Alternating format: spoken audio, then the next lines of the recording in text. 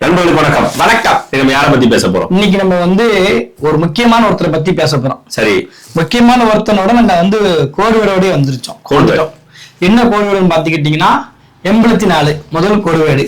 84 அப்படி. அப்போ மாலை வணக்கலாம். மாலை வணக்கலாம். அதெல்லாம் தாண்டி நம்ம சட்டையில ஒரு கோடுவேடு இருக்கு. வெள்ளை சட்டை போட்டு வந்திருக்கிறோம். ஒரு பண்ணையாரதான் வந்து பொழக்க போறோம்.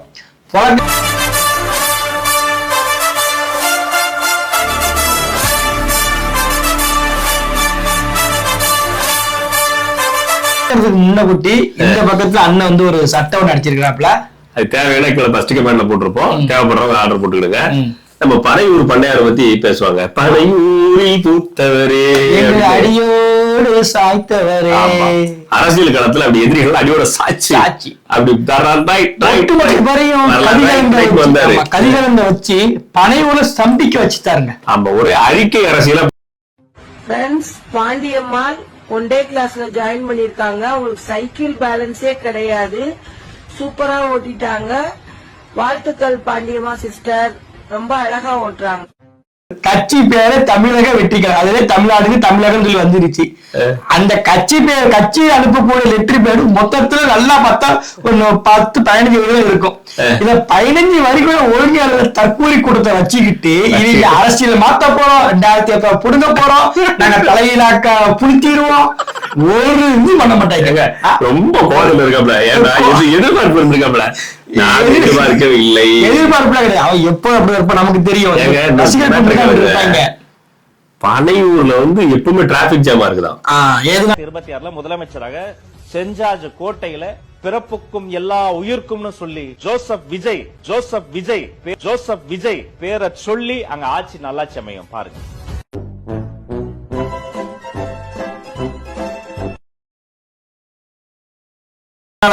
இல்ல, யாருக்கு போராட்டம்னாலும் தலைவர் அங்க கூப்பிடுறாப்புல. அங்க வந்துருங்க. புது அரசியல். எங்க ஊர் மதுரைங்க இருக்கட்டுங்க. எங்க ஊர் குமாம்பட்டிங்க. ஏன் போராடுறது? பனையூர் வாயா போராடா. பனையூர் பண்ணையார் வீட்டுக்கும் இவரா கூப்பிட்டாதான் போக முடியும். அந்த மாதிரி ஒரு சைடுல 10 லைட் வச்சுக்கிடுவாங்க. ஆமா, போட்டோ ஷூட் எடுப்பாங்க. கூட பக்கத்துல உட்கார வச்சுட்டாப்ல.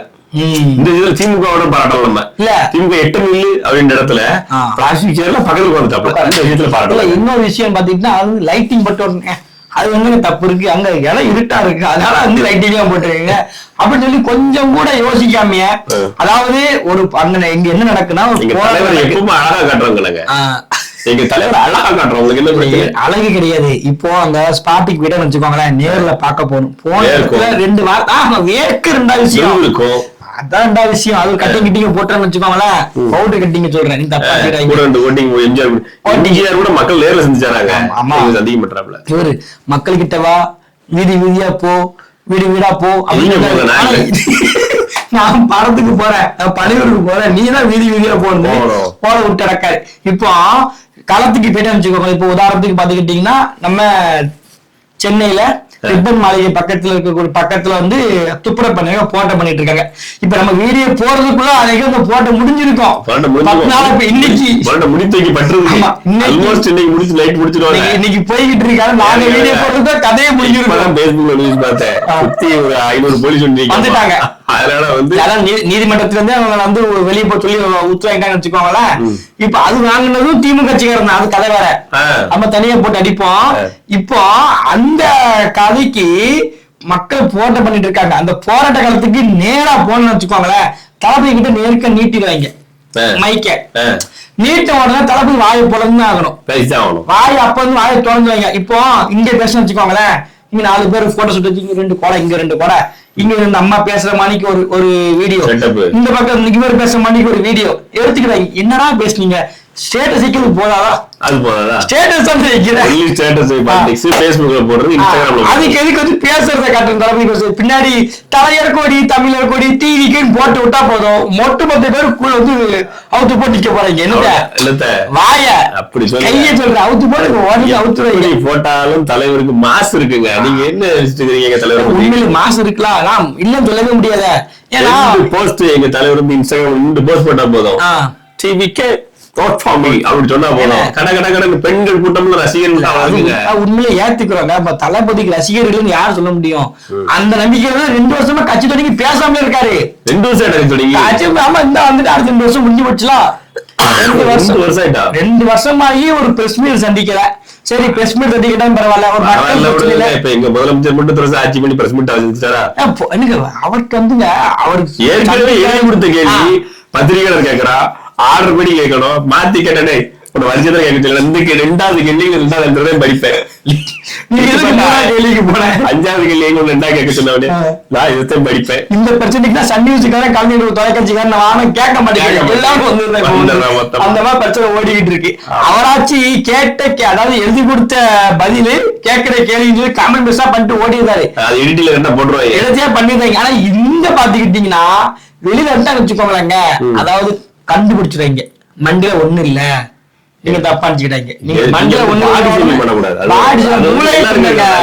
சத்யராஜ் மட்டும் இருக்குதா வச்சுக்கலாம், ரஜினிகாந்த் இருக்குதா, அதை பத்தி நீங்க ஏங்க அதுக்கு முடிக்கல போறீங்க? நான் அவருக்கு அப்படி போகவே இல்லைங்க. நான் மூளையை போனதுனால சொல்றேன். நான் என்ன விஜய் விட்டு கொடுக்க மாட்டேன். நான் அதெல்லாம் சொல்ல மாட்டேன். நான் நான் ஏன் சொட்டம் சொல்ல போறேன்? மண்டில ஒண்ணு இல்ல, இயற்கையில உள்ளதாங்க. 40-50 வயசுல எல்லாரும் நமக்கும் போத்தேன் மூளையை சொல்லிட்டு இருக்கு. நீங்க எங்க தோற நீங்க ஏங்க ஃபீல் பண்றீங்க? முடி இருக்குதாங்க, நட்டிக்கிட்டே வச்சிருக்காங்க, கண்ணுக்கு எதுவும் பார்க்க முடி இருக்கலாங்க. நான் அதான் சொல்ல, மூளை ஒண்ணும் இல்ல. அப்ப மேடல போய் பேச போன்னு வச்சுக்கோங்களேன், கண்டுபிடிச்சிருவாங்க. தேவையில்லை. ஏன் தமிழக வெற்றி கழகத்தினுடைய எண்ணம் பாருங்க, எங்க தளபதிக்கெல்லாம் தேவை கிடையாது. தளபதி எங்க தலைவர் தேவை கிடையாது. தலைவர் ஆயிட்டார்ல, இப்ப ப்ரொமோட் ஆயிட்டார் இல்லையா, தேவை கிடையாது. நீங்க ரஜினிகாந்த் பாருங்க சம்பாதிக்காத குடும்ப வாழ்க்கையில இருக்காரு. அஜித்குமார் பாருங்க சம்பாதிக்க குடும்பம் இருக்காரு. ஆர்யா, சூர்யா, கார்த்தி, இவங்க எல்லாம் அவங்க குடும்பம் பார்த்துட்டாங்க. எங்க தலைவர் மட்டும் தான் சம்பளம் குடும்பத்தை விட்டாரோ. எல்லா குடும்பத்தை பார்க்காதீங்க, நான் குடும்பத்தை பார்க்க மாட்டேன். அம்மா பார்க்க, அம்மா அப்பாவை வணங்கி பாரு. நான் பண்ணது அம்மா அப்பா விளையாட்டு முதல் அவர் தானே. சரி, அது அது வேற தனிக்காதன்றீங்க. இப்ப சம்பளம் எல்லாம் சம்பாதிச்சு ஃபேமிலி செட்டில் பண்ணாங்க. நம்மால் பாருங்க எத்தனை கோடி சம்பளங்க, அத்தனை விட்டுட்டு எத்தனை கோடிங்க சொல்லி சொல்லி பொழிச்சு வர மாட்டேங்கிறாங்க. அவருக்கு நீங்க தாங்க வம்பாய் குட்டிங்க. அவர் நிறைய சொல்லி டேக்ஸ் கட்ட சொல்றீங்க, டேக்ஸ் கட்ட சொல்லி கோடி தெரியுமாங்க? 1 கோடி இந்த மாதிரி என்னன்னே தெரியாது. எத்தனை கோடி தெரியுமா சொல்லுங்க, அதுதான் கேட்டுக்கிட்டு இருக்கு. எத்தனை கோடி தெரியுமா? 100கணக்கான கோடிகளுங்க. அவ்வளவு கோடி வருமானத்தை விட்டுட்டு மக்களுக்கு அரசியல் பண்றோம். அதுதாங்க வந்துட்டீங்க. அதுதான் நான் அரசியலுக்கு வந்துட்டேன். நீ எப்பதான் வெளியில வருவ? அதுதான் ரிலீஸ் ஆகல. சன் குரூப் பிரச்சனை பண்ணுவாங்க, ரெட் ஜெயிம்ஸ் தியேட்டர் ஒதுக்க மாட்டாங்க. எவ்வளவு என்ன திடீர்னு வர சொல்றீங்க? பழையூருக்கு வா, உங்களுக்கு பிரச்சனையா நீங்களும் பழைய சக்தி, உங்களுக்கு பிரச்சனை நீங்களும் பழையவரதே வரணும். எல்லாம் பழையவங்க. எங்க தளபதி போனா கூட்டம்னு சொல்லுவாங்க. சரி, தளபதி ஒரு சிஎம் ஆயிடுவாரு ஆயிட்டா என்னங்க நீங்க அதுக்குதான் படம் எடுக்கணும். அதோட நிப்பாட்டிக்கணும். சிஎம்மா 8% ஓட்டு வாங்கண்டா. 8 ரொம்ப ஓவர சொட்டு 8ன்னு. சரி பாப்போம். இல்ல தளபதி நீங்க சொன்ன மாதிரிக்க தளபதி இப்ப சிஎம் என்ன வச்சுக்கோங்க. இவங்க இன்னும் நீ இன்னும் ஒரு எம்எல்ஏ சிஎம் யாருங்க கல்வித்துறை அமைச்சர் அவரு கற்பனை பண்ணி 84 கல்வித்துறை அமைச்சர், சுகாதாரத்துறை அமைச்சர் நம்ம இவரை போட வேண்டியதானே. யாரு வருவாய்த்துறை அவர் தான் கட்சியோட நிதி. அந்த நீங்க என்ன கேட்டீங்க? நிதித்துறைக்கா? சுகாதாரத்துறை மணியை போட்டு சுத்தி இருக்காமல மணி போட்டு. சரி, இப்ப கல்வித்துறை யார போடுவீங்க? கல்வித்துறைக்கு 84. மின்சாரத்துறை விளையாட்டுத்துறை எங்க அண்ணன் பொசியான் தெளிவா சொல்லிட்டாரு. 234 தளபதி தான் வேட்பாளர். என்னங்க அமைச்சர் 40 அமைச்சர் இருக்குங்க. 40 அமைச்சருக்கும் சுகாதாரத்துறைக்கும் தளபதி தான், மின்சாரத்துறைக்கும் தளபதி தான், விளையாட்டுத்துறையா தளபதி தான். இதெல்லாம் கேக்குறோம்ல, இந்த கட்சியில இருக்கிறவங்க முதல்ல ஒரு அரசியல் ஒரு நிர்வாகம் நடக்கிறது இல்ல. ஏங்க ரோடு போடல, கால்வா வெட்டல, சாக்கடை போகுது, இவ்வளவுதான் பேசுறாங்க. நெட்ட தொடர்ந்தா இது மட்டும் தான் ஓடுது. இதெல்லாம் காமனா இருக்கிற உள்ளாட்சி துறையில இருக்கிற ஒரு டிபார்ட்மெண்ட் வேலைடா. இன்னைக்கு எத்தனை டிபார்ட்மெண்ட் இருக்குது, அத்தனை டிபார்ட்மெண்ட் அமைச்சர் இருக்கு, அத்தனை கலெக்டர் இருக்கு. என்ன வேலை வாங்க போறீங்க ஜெயிச்சதுக்கு அப்புறம்? அதாவது அதனாலதான் நான் இங்க சும்மா படம் எடுத்துட்டு இருக்கேன். இங்க கண்டென்ட் அள்ளி கொடுக்குறாங்க. இப்போ ஒரு ஒரு புரியுற மாதிரியே சொல்லுங்க. எங்க கிட்ட கமலஹாசன் ஒருத்தர் நடிகரா வந்தார். இலுமினாட்டியோட கைக்கூலி என்னத்தையாவது வந்தாங்க. யாரோட ரொம்ப வருத்தப்படுவாப்ல, இலுமினாட்டியால ஜெயிக்க முடியல, கட்சி வர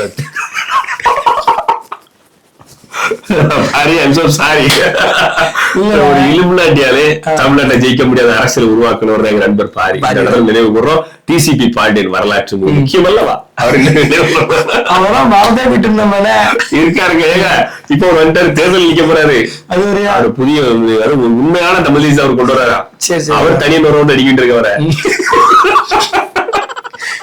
ஈத்த கட்டினது அவர் தானம்மா, ஜாக்கி சான் கொண்டு வந்து அவர் தான், ஜாக்கி சானுமா அவர் சொந்தக்காரர் தானம்மா, எல்லாம் பண்ணிட்டாரம்மா. அதனால இலுமினாட்டியோட டைரக்ட் ஏஜென்டாலே தேர்தலில் ஜெயிக்க முடியல. கட்சி வர திமுக வித்துட்டு போயிட்டு ஒரு சீட்டுக்கு பிச்சை எடுத்துட்டாரு. நினைக்கிறவங்க அர்த்தமா இருக்கு. அதே மாதிரி இலுமினாட்டி சட்டம் போட்டு வந்த விஜய் என்ன பண்ண போறாருன்னு தெரியல. இல்ல இப்ப என்னன்னா விஜய் கமலஹாசன் வரும்போதாச்சும் எனக்கையாவது ஒன்று துணை நடிகரு, அப்புறம் துணை பாடகரு, பாடராசிரியர் எவனா ஒருத்தன் ஒன்று வெளியில வந்தாங்க. நீங்க நல்லா பாருங்க, விஜய் வந்த பிறகு ஏதாவது ஒரு சினிமா வெளியே வந்துருக்கான்னு பாருங்க. இவர் வந்து ஏன்னு கேளுங்க, தமிழ் சினிமாவுக்கு பிடிச்ச பீடையே விஜய்லாம். பல சினிமா இருக்காங்க. ஒரு 4 செகண்ட் சீனுக்காக ஒரே லேடி சூப்பர் ஸ்டாரே மிரள விட்டு ஒருத்தர் இருக்காரு, வருவாங்க. அவங்களும் விரைவில் அரங்கில வருவாங்க. இல்ல அதான் விஜய் நம்பி என்ன தெரியுமா, தமிழ் சினிமா விட்டு எப்பண்டா இவன் போக நினைச்சிருக்காங்க. பல பேர் வாழ்க்கைய சோழி முடிச்சு வைங்க.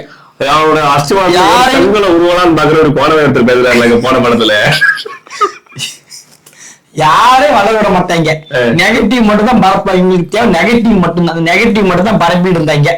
அஜித் வந்தாலும் அஜித்துக்கு ஒரு நெகட்டிவ் பரப்புவாங்க, ரஜினிக்கு நெகட்டிவ், கமல் நெகட்டிவ் பரப்புவாங்க. நெகட்டிவ் பரப்பி நெகட்டிவ்க்கே இருந்தவங்க இப்போ இவன் போன உடனே தமிழ் சினிமாவே முன்னேறிடும். தமிழ் சினிமால 5,000 வாங்கிருக்காண்டால ஆஸ்கர் வந்தது விடுங்க, தமிழ் சினிமா ஒரு குரோத் ஆகும். இவங்க வந்து பிடிச்ச பீட தமிழ் சினிமாவுக்கு வந்து அங்க பிடிச்ச பீட உடனே இப்ப இந்த ஒரு லாரி ஓட்டிட்டே போனாரு, ஒரு கார் பாலைவனத்துல ஓட்டி போனாரு, அப்படி 10 படம் அடிப்பிய. இல்ல எல்லாரும் விவேகம் எடுத்து எல்லாரும் எங்களால கத்தி எடுத்தாரு, கொண்டு வந்தாரு. அரசியல ஒரு சீன் பேசிருப்பாரு. உங்க ஒரு சீன் பேசிருப்பாரு. பேசவே இல்லாம தமிழ் சினிமா முன்னேற மிச்சருக்கு ஒரு அவர் வேற இருக்காரு. அது உண்மைதான். இவன் வேற வராங்கன்னு யாரு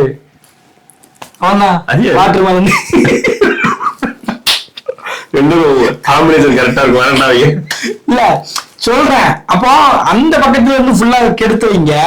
இப்ப வந்து அரசியல் புள்ளி உள்ள வந்துகிட்டு இவன் நம்பி விஜய் நம்பி சொல்லுமா, நீ உச்சபட்சத்துல உச்சால இருந்து சொல்றீங்களா, உச்சால இப்போ நடிகர் நம்பி போய் கீழே நடிகர் ஒருத்தன் வரல பாருங்க. வரல வெளியே வந்தாரு, வாட்ச்மேன் கேட்பாங்க, சார் அன்னைக்கு வராமட்டாரு. எங்க ஒரு கல்யாணம் இருக்கு, தனி பிளைட் பிடிச்சு போறாப்ல, எப்படி ஹனிமூன் போயிட்டு ஹனிமூன் கல்யாணம் பண்ண போன இவரு வரைக்கும் போயிட்டு பொறுமையா தான் வருவாப்ல, ஒரு 10 நாள் ஆகும் அப்படின்னு சொல்லாப்ல. வாட்ச்மேன் கேட்டாச்சு, தலைவர் வெளியே போயிருக்காரு. அப்படியா இருக்கு, இப்படித்தான் கமலஹாசன் கட்சியிலயும் பண்ணாங்க. அதே மாதிரி அப்படிதான் நடக்க போகுதுன்னு நினைக்கிறேன். பாப்போம். அந்த பாபா பழைய ஒரு பண்ணையாருக்கு சொல்ல வர என்னன்னா, தயவு செய்து இந்த இன்னொன்னு 8 மாசம் தான் இருக்கு. 7 மாசம் தான் இருக்கு. 7 மாசம் இருக்குன்னா ரிலீஸ் பண்றதுக்கு 5 மாசம் நமக்கு எடிட் பண்ணி கொடுக்க ஒரு ஜீவன், அந்த ஜீவன் வேலை கழிச்சு போயிட்டா என்ன செய்ய தீபாவளிதான் போய்கிட்டு இருக்கு.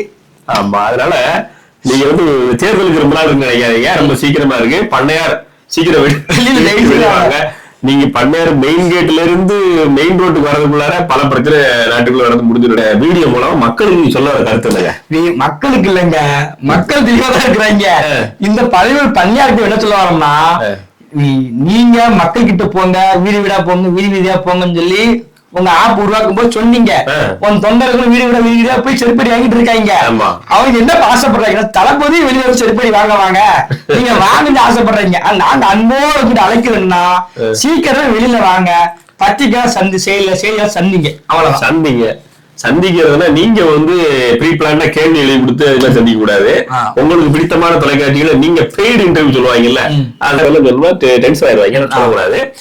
காசு கொடுத்து இன்டர்வியூ கொடுக்குற மாதிரி இல்லாம மக்கள் பத்தினே பேசுங்க. சாராயம் தேவையா தேவையில்லையா, மது தேவையா. இப்போ இன்னைக்கு இந்த வீடியோ பேசிட்டு இந்த சமயத்துல 11ஆம் கிளாஸ் படிக்கிற மாணவன் காலையில 7 மணிக்கு ஸ்கூலுக்கு போகணுங்கிற பிரஷர்ல ஹார்ட் அட்டாக் செத்து போயிடலாம். சரியா, 207 பள்ளிக்கூடம் தமிழ்நாட்டுல அரசு பள்ளிகள் போடுறாங்க. அதே சமயத்துல பிரைவேட் ஸ்கூலுக்கு 7 மணிக்கு போடுங்கிற பிரச்சனை செத்து போயிருக்கான். இந்த வீடியோ போடுறது 2 நாளைக்கு முன்னாடி ஃப்ரைட் ரைஸ் சாப்பிட்டதுனால ஒரு பள்ளிக்கூடத்துக்குள்ள 12 வயசு 17 வயசு பிள்ளை இறந்து போச்சு. ஃப்ரைட் ரைஸ் நைட்டு போய் திங்கிறாங்களா, செத்து போச்சு. உணவுல நீங்க அரசியல் பேச போறீங்களா, இல்ல கல்வியில அரசியல் பேச போறீங்களா, சுகாதாரத்துல பேச போறீங்களா, இல்ல ஊழல்ல பேச போறீங்க, இதுலதான் நீங்க அரசியல் பேச போறீங்க.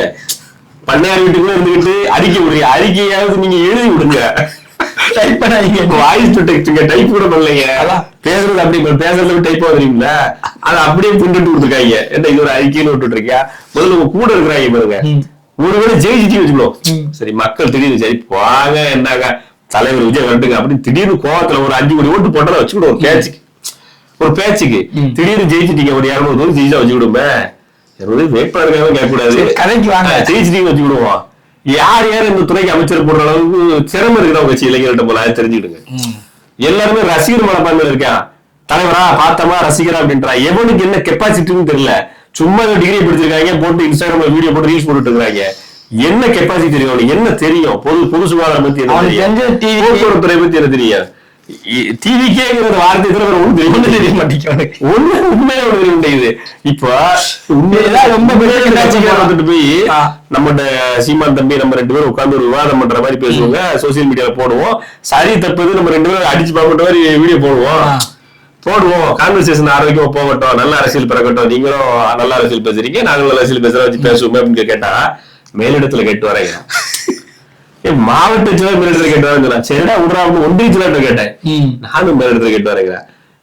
எப்படா உங்களுக்கு அரசியல் மேலிடத்துல சொன்னாதான் எங்களுக்கு பேசுவோம்னா உங்களுக்கே தெரியல அப்படின்னு எப்படி கட்சி ஜெயிக்க தொடங்குனீங்களா, திமுக ஒரு சீட்டு பிச்சை எடுக்க தொடங்குனீங்களா, அதே அப்படிங்கிற எண்ணம் எங்களுக்கு வருது. ஏன்னா திமுக திட்ட நீங்க, பிஜேபி திட்டுறீங்க, ஓகே நேரடியா பேசுற தெரியும். ஆனா காங்கிரஸ் திட்டவே இல்லை, அதிமுக திட்டவே மாட்டேங்க. ராகுல் காந்தி ஆதரிச்சு பேசுறீங்க. ராகுல் காந்தி ஒண்ணா பொங்கி எழுந்துருங்க, முதல்ல பொங்கி எழுந்துறீங்க.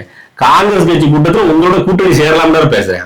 இது எங்கேயோ இடிக்குது எங்களுக்கு அப்படின்றது கூட தோணுது. ராகுல் காந்தி உங்களோட பெஸ்ட் ஃப்ரெண்டா இருக்கிறாரு அப்படின்னு உங்களுக்கு தோணுச்சுன்னா அப்ப நீங்க எதிரிதான் அப்படின்றத சொல்ல விரும்புறோம். நன்றி.